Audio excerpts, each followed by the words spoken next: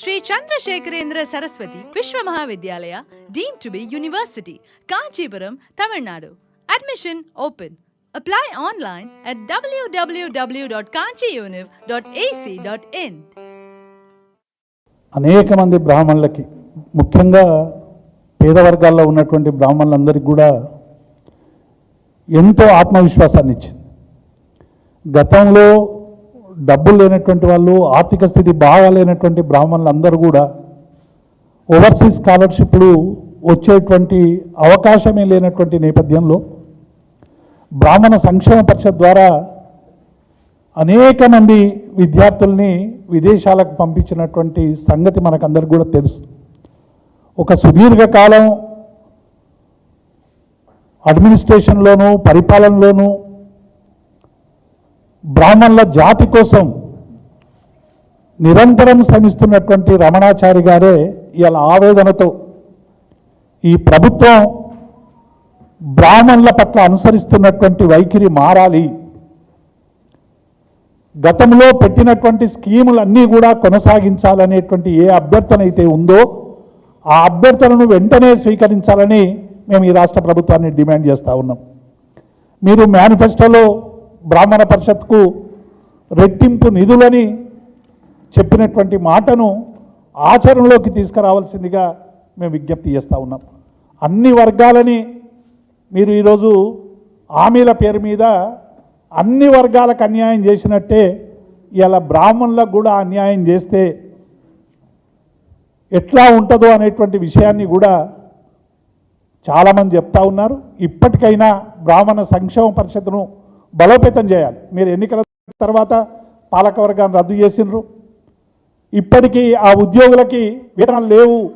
మీరు 1వ తారీఖునే అందరికీ వేతనాలు ఇస్తున్నామని ఏ ఒక్క ఉద్యోగి కూడా కన్నీళ్ళు ఉండొద్దని చెప్పిండ్రు. కానీ ఒకవైపు బ్రాహ్మణ పరిషత్తులో పనిచేస్తున్నటువంటి ఉద్యోగుల కన్నీళ్లు కనబడతలేవా అని మేము ఈ రాష్ట్ర ప్రభుత్వాన్ని ప్రశ్నిస్తాం.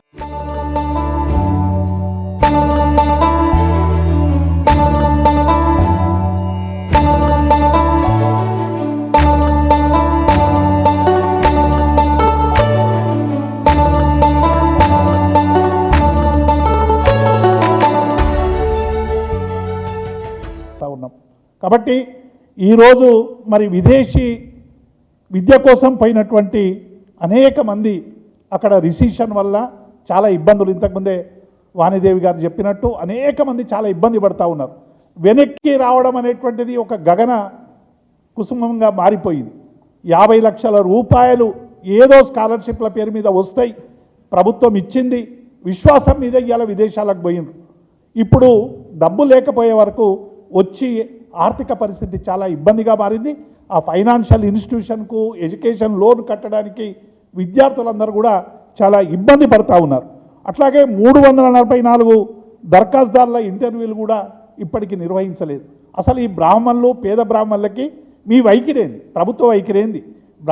బ్రాహ్మణ పరిషత్తు బలోపేతం చేస్తారా, బ్రాహ్మణులకు ఏ విధంగా న్యాయం చేస్తారు అనేటువంటి విషయాల మీద ఒక స్పష్టమైనటువంటి కార్యాచరణ కూడా ప్రకటించాలని మేము ఈ ప్రభుత్వానికి విజ్ఞప్తి చేస్తూ ఉన్నాం. నిన్న మా రమణాచారి గారు, మా అందరి పెద్దలు, వాళ్ళు మా బ్రాహ్మణ జాతికి సంబంధించినటువంటి అనేక విషయాలు ప్రభుత్వం దృష్టికి తీసుకెళ్లారు.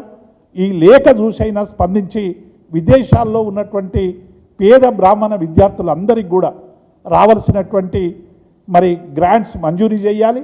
అట్లాగే బెస్ట్ పథకం పేరు మీద చాలామంది బ్రాహ్మణులకి టిఫిన్ సెంటర్ కావచ్చు, కారు నడుపుకోవడానికి కావచ్చు, పూజా సామాగ్రి అమ్ముకోవడం కావచ్చు, ఇటువంటి అన్నీ కూడా అనేక మందికి గతంలో శాంక్షన్ చేసి ఉన్నాయి. ఆ నిధులు కూడా ఇప్పటి వరకు కూడా మంజూరు చేయకుండా ఉన్నారు. కాబట్టి ఇవన్నిటిని కూడా ఆలోచించి బ్రాహ్మణ పరిషత్కు మరి గతంలో ఇచ్చినటువంటి వాటికే రెట్టింపిస్తామని మీరు హామీ ఇచ్చారు. గత పరిపాలన కంటే మెరుగైనటువంటి పరిపాలన ఉందన్నారు. కాబట్టి వీటన్నిటిని కూడా దృష్టిలో పెట్టుకొని వెంటనే బ్రాహ్మణులకు న్యాయం చేయాలని, ఒకవేళ సరైనటువంటి న్యాయం జరగకుంటే ఇంతకుముందే మా పెద్దలు రమణాచారి గారు విన్నవించినట్టు వాళ్ళ కోపాగ్నిని, వాళ్ళ క్రోధాగ్నిని, వాళ్ళ ఆవేదనని, వాళ్ళ ఆవేశాన్ని డెఫినెట్గా ఈ ప్రభుత్వానికి చూపిస్తారనేటువంటి విషయాన్ని ఈ సందర్భంగా మేము మనవి చేస్తూ ఉన్నాం.